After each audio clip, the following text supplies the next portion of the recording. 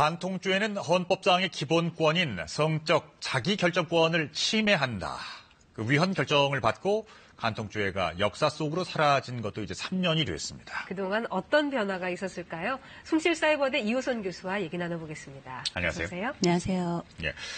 어떻습니까? 그 상담하시면서 그 간통죄의 폐지 전후 달라진 게 좀 있나요? 일단은 크게 양에 있어서는 크게 달라지지 않았습니다. 그 얘기는 원래 하던 사람이 하는구나 이제 이런 걸 알 수 있고요. 네. 그럼에도 불구하고 우리가 이 간통죄라는 게 몇 년간 잊고 지냈지만 이게 사실 62년간 지속됐던 굉장히 오래된 법이고요. 네. 2015년에 폐지가 되면서 지금 3년 이렇게 세도를 맞게 됐는데 그 사이에 보면은 결국 이 법 자체가 이 사랑이라든지 결혼이라는 게 결국은 법에 종속된 것이 아니고 개인의 자유와 권리에 종속된 것이다 이렇게 판단을 해서 한 거긴 한데요. 일단 상담의 내용으로 보자면 지난 3년간 실제 이혼을 하고 싶습니다. 이 사람이 이렇게 외도를 했습니다. 이렇게 오는 사례는 비슷한데 이제 이 상간녀 혹은 이 상간남을 어떻게 했으면 좋겠습니까? 간통법도 없어졌는데 어떻게 하면 이 사람을 벌할 수 있습니까? 라는 이런 억울함에 대한 호소는 상당히 늘었죠. 네. 이게 그 간통죄가 폐지된 이후로 이제 형사처벌은 못하게 됐지만 이게 손해배상 소송은 계속 늘어난다면서요?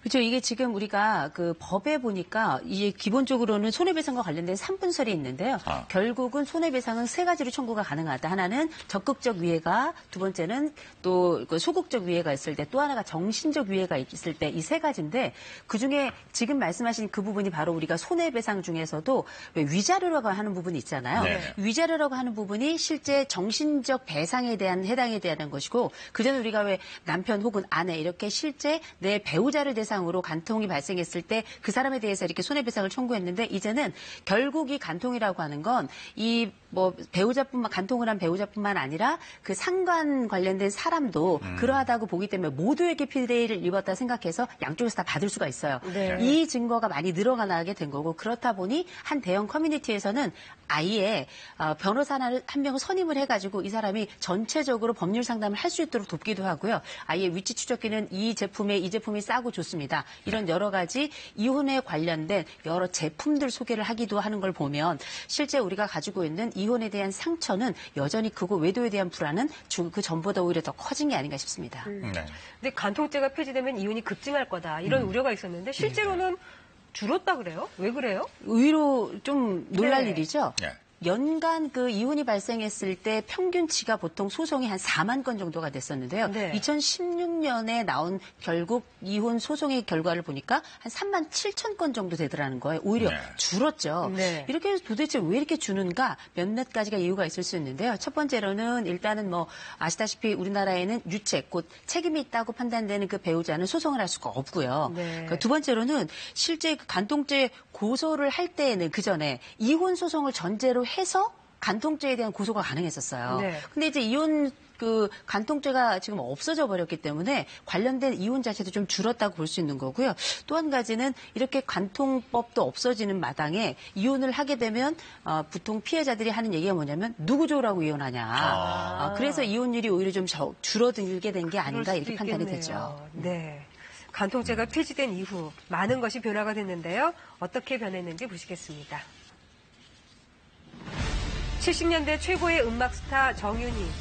1984년 유부남과의 간통으로 유치장에 수감이 됐고요. 우리 사회를 충격에 빠뜨린 채 배우 생활을 마감했습니다.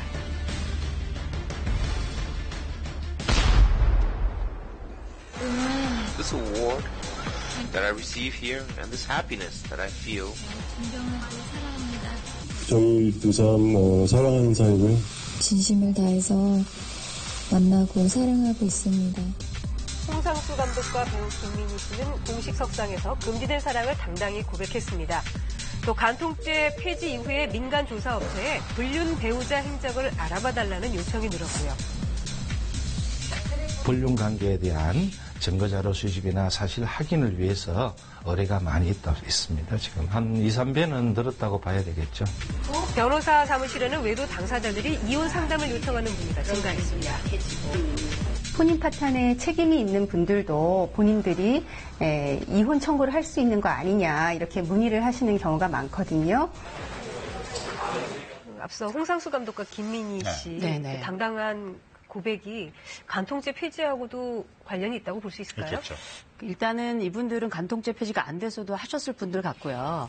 근데 이분들이 가지고 있는 성격적 특성이나 이런 자신감을 비춰 볼 땐 그런데 아마 여기에는 간접적으로는 이런 간통법에 대한 폐지가 일면 영향을 미치지 않았을까 이런 생각이 드는데 네. 그렇다고 해서 이분들에 대한 그 사회적 시선이 여전히 곱지는 않습니다. 제가 오늘 우리 이 간통법 폐지 3년을 맞아가지고 하는 이 프로그램을 두고도 그 이 두 사람에 관련된 SNS 밑에 이제 달린 댓글들을 좀 찾아봤는데요. 네. 여전히 사회적인 비난 이런 시선들은 여전히 따갑다는 게 오늘 아침에도 보니까 댓글이 붙어 있더라고요. 그래요. 네. 그래요.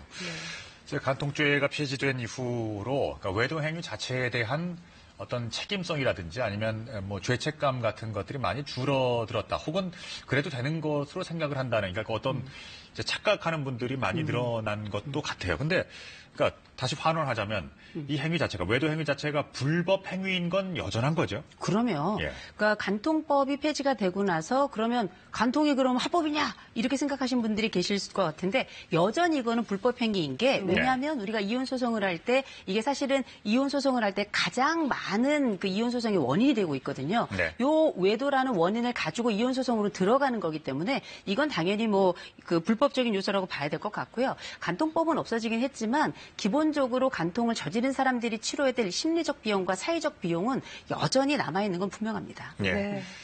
이렇게 간통죄가 이제 폐지된 이후로 그 불륜에 대한 처벌 방식 이런 것들도 많은 변화를 보이고 있습니다. 화면 보실까요? 배우자가 집안에서 바람을 피우다가 들키는 내용의 드라마입니다. 간통죄 폐지 후 이 같은 일을 겪은 A모 씨는요, 배우자와 간통한 이모 씨를 주거 침입 혐의로 고소했고요.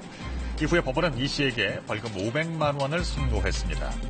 간통이 더 이상의 범죄는 아니지만 이 씨가 성행위를 목적으로 A 씨의 주거지에 들어가 사생활과 주거의 평온을 침해했다는 겁니다.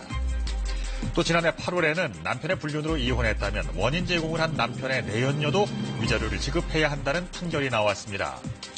재판부는 부정행위의 정도와 기간, 혼인 파탄 경위 등을 고려해서 위자료 액수를 정했다며 내연녀는 부인에게 위자료 2천만 원을 지급하라고 판결했습니다. 자, 보통 이 주거침입죄라는 것은 그 벌금형으로 끝나죠. 그렇죠. 아마 이 주거침입죄 얘기를 들으신 분들은 어이가 없어서 아마 가슴을 몇 번 더 치셨을 것 같은데요.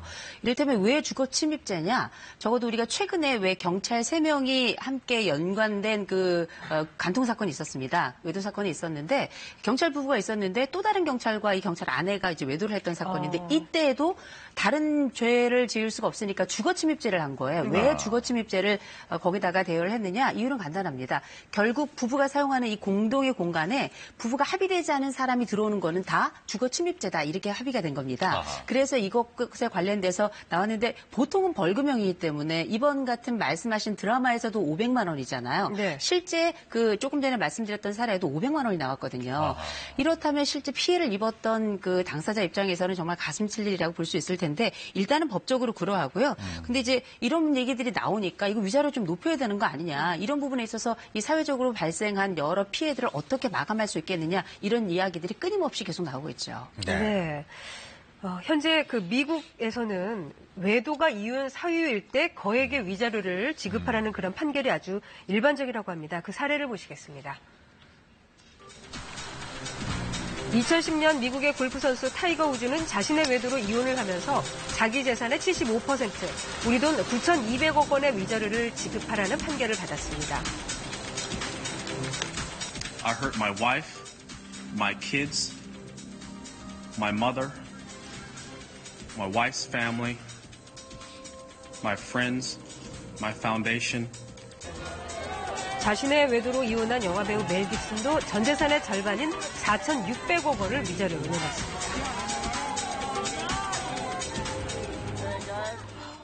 엄청나네요. 그 규모가.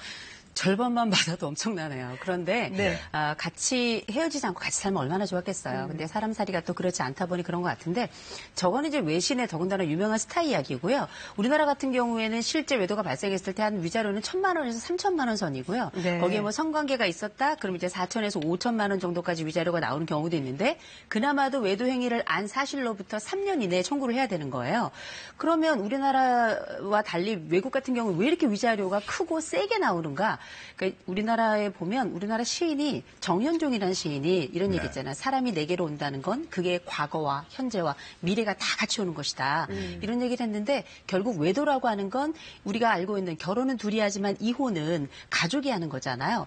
이런 과정에 사람들이 겪게 될 수많은 과거에 대한 파괴, 기억에 대한 파괴, 현재에 대한 고통, 미래에 대한 암울함 이런 모든 것들에 대한 피해를 주었다 판단하기 때문에 사실 위자료가 성립이 되고 이 부분을 외국에서 더 크게 보기 때문에 네. 위자료가 이렇게 크게 나오는 건데요. 그렇다 보니 우리나라에서는 이런 부분에 대한 어떤 심리적 피해나 관계상의 피해, 가족이 가지고 있는 아픔에 대한 위자료가 좀 커져야 되지 않나라는 얘기가 많이 나오고 있습니다.